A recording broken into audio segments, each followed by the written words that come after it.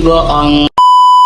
Aku hanya memikirkan satu peraturan penting. Kenapa kau lakukan hari ini kalau kau bisa melakukannya besok?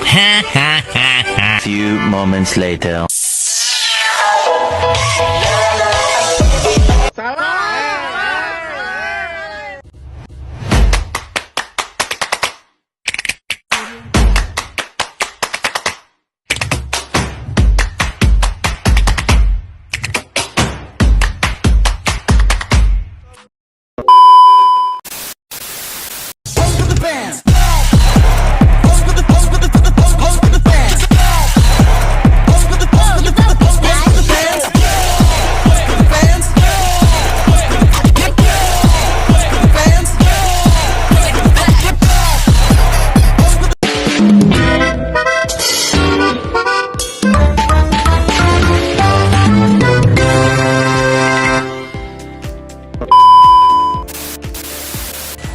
Assalamualaikum warahmatullahi wabarakatuh.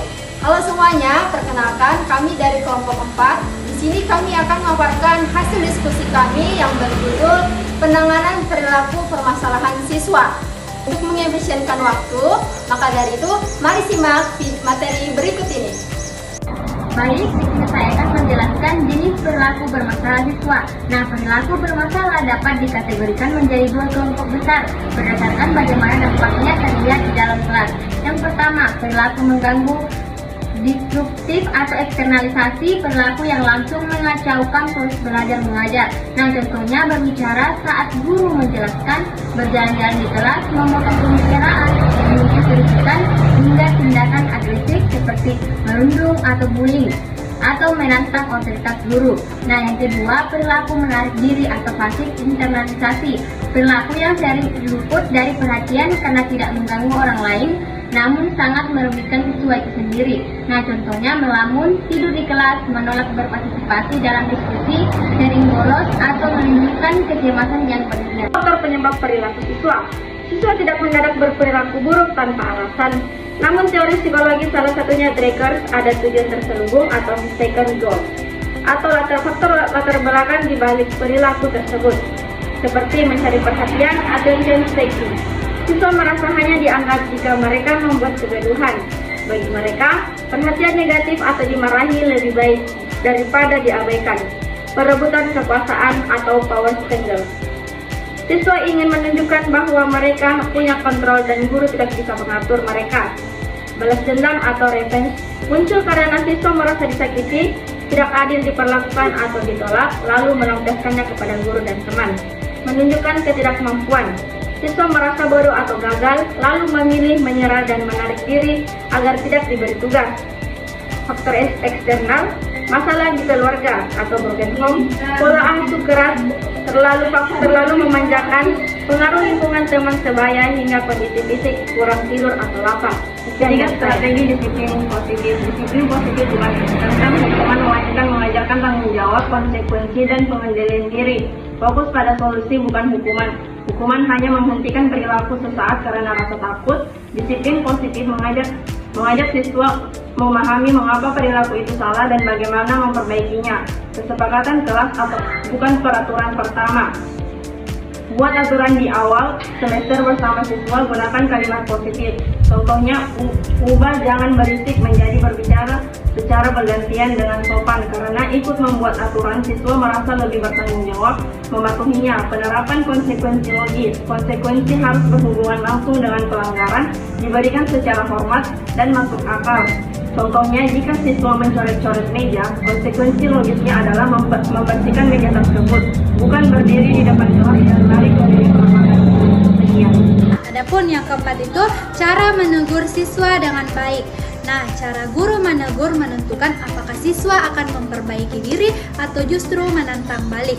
Nah, privasi adalah kunci. Hindari menegur atau mempermalukan siswa di depan teman-temannya. Nah, panggil siswa secara personal ke meja guru atau setelah kelas usai. Mempermalukan siswa hanya akan memicu dendam. Nah, kegunaan kalimat berpola. Fokus pada dampak perilaku siswa terhadap situasi kelas, bukan menyerang karakter siswa. Nah, contohnya itu seperti kamu ini berisik dan malas sekali ya. Itu terdapat pada dampak menyerang karakter. Contoh yang tepat itu, ibu merasa terganggu ketika ada yang berbicara saat ibu menjelaskan, karena materi ini penting untuk ujian kalian. Itu fokus pada dampak, bukan tentang menyerang karakter. Cara menegur siswa dengan baik, yaitu kontak mata dan nada suara rendah. Nah, dekati siswa, sejajarkan posisi mata jika memungkinkan, dan gunakan nada suara yang tegas namun tenang atau bariton. Nah, suara yang melengking atau berteriak justru menurunkan wibawa guru. Nah, yang kelima, pendekatan humanistik dalam pengolahan perilaku. Nah, pendekatan humanistik memandang siswa sebagai manusia seutuhnya yang memiliki emosi, kebutuhan, dan potensi unik. Nah, pelopornya seperti Carl Rogers menekankan pentingnya empati dan penerimaan tanpa syarat, mendengarkan secara aktif listening sebelum menghakimi, tanyakan alasan dibalik tindakan mereka. Nah, berikan ruang bagi siswa untuk menjelaskan sudut pandang mereka tanpa langsung dipotong. Validasi emosi. Akui perasaan siswa terlebih dahulu sebelum meluruskan perilakunya.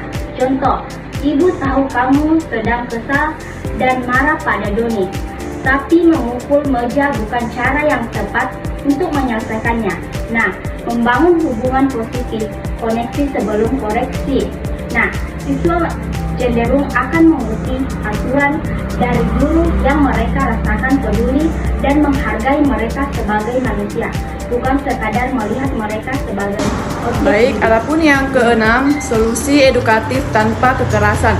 Nah, mengganti kekerasan fisik maupun verbal atau bentakan, sindiran, sarkas dengan metode yang mendidik segitiga restitusi atau restitution triangle. Proses menciptakan kondisi bagi murid untuk memperbaiki kesalahan mereka. Nah, terdiri dari 3 langkah, yaitu menstabilkan identitas. Nah, menenangkan siswa atau misalnya membuat kesalahan itu manusiawi. Nah, tidak ada manusia yang sempurna. Nah, adapun yang selanjutnya itu validasi tindakan yang salah. Nah, membantu siswa melihat tujuan tindakannya. Misalnya, kamu pasti punya alasan mengapa melakukan itu. Nah, menanyakan keyakinan, menghubungkan tindakan siswa dengan kesepakatan kelas atau nilai kebajikan yang diyakininya. Misalnya, apakah tindakanmu sesuai dengan kesepakatan kelas kita? Nah, apa yang bisa kamu lakukan untuk memperbaikinya? Nah, pengalihan perilaku atau redirection. Jika siswa mulai bosan dan mengganggu, alihkan energinya ke tugas produktif. Misalnya, meminta bantuan mereka untuk membagikan buku, menulis di papan tulis, atau memimpin peregangan singkat atau ice breaking, waktu tenang, time out, reflecting. Bukan memisahkan siswa sebagai hukuman buang, melainkan memberi ruang khusus di pojok kelas bagi siswa untuk menenangkan emosinya sebelum siap berdiskusi kembali dengan guru. Itulah tadi pemaparan dari hasil diskusi kami, yaitu tentang penanganan perilaku permasalahan siswa. Nah, dapat diambil kesimpulan bahwasanya penanganan perilaku bermasalah siswa adalah seni mendidik yang berfokus pada pembentukan karakter yang jangka panjang melalui pemahaman akar masalah dan bukan hanya sekedar pemberian hukuman. Dengan memadukan disiplin positif dan pendekatan humanistik, guru membangun komunikasi yang empatik, menjaga privasi siswa, dan menciptakan kesepakatan kelas bersama. Baik, itulah tadi pemaparan dari hasil diskusi kelompok kami, yaitu tentang penanganan perilaku bermasalah siswa. Kurang lebihnya mohon dimaafkan. Wabillahi taufiq wal hidayah. Wassalamualaikum warahmatullahi wabarakatuh. Sampai jumpa. Labana al Yawm.